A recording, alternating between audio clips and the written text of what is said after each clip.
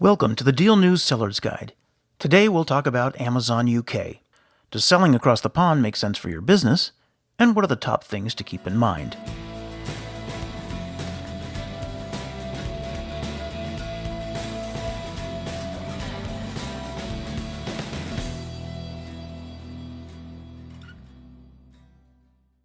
Amazon's net revenue has gone from just under $7 billion in 2004 to upwards of $280 billion in 2019. Their growth can be attributed in part to a push toward a global shipping network that knows no borders. When a U.S. marketplace vendor focuses on only shipping nationwide, they can lose out on what might be a huge part of this ever-increasing market, the United Kingdom. We'll tell you where you should start if you want to sell on Amazon UK. But first, let's talk about why selling on Amazon.co.uk seems like a logical move for most American vendors. For one, consider the millions of people that live in the UK that speak English. The lack of a language barrier makes basic logistics that much easier. What's more, UK folks have money to spend. Amazon net sales in the UK increased from about $4 billion to $15 billion between 2010 and 2018. Amazon's physical presence in the UK is rising too. The company's website, called About Amazon, notes that 17 fulfillment centers are now in the country. Since 2010, Amazon has put more than £9.3 billion into its UK operations. Now that we know why the UK is an inviting market, let's talk about what you'll pay to sell on Amazon UK. The Amazon Services Europe website calls out a fee of 75 pence per item sold if you have a basic Amazon UK account. That's about $1, the same as in the US. A professional subscription will run you £25 a month or around $33.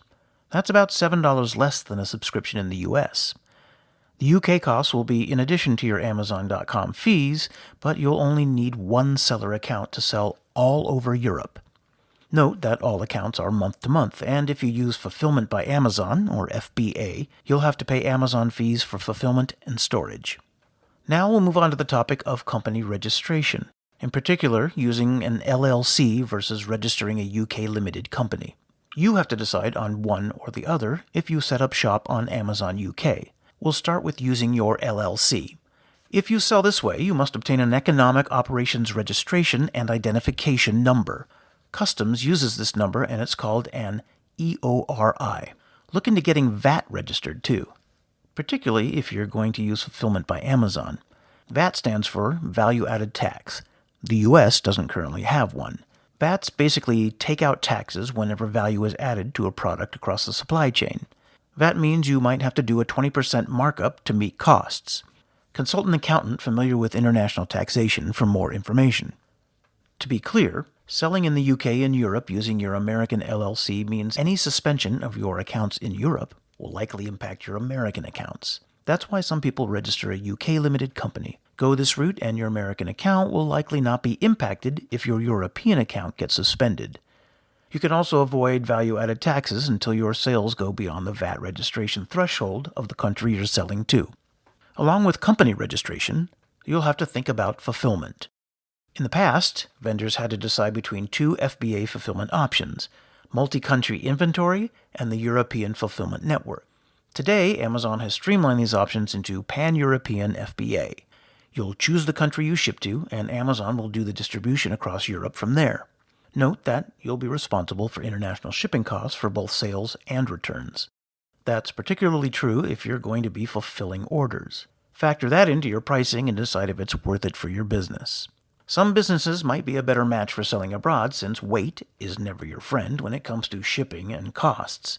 It might not make sense for your company to incur those steep charges if you're selling bowling balls, for example. But you might decide it's a no-brainer if you're peddling pencils. Let's end by talking a bit about Brexit. The UK left the European Union on January 31st, and it's in a transition period until the end of this year. Sellers in the US might be concerned about what it'll mean to sell in the UK in a post-EU era. Know that many of the details remain undecided with Brexit.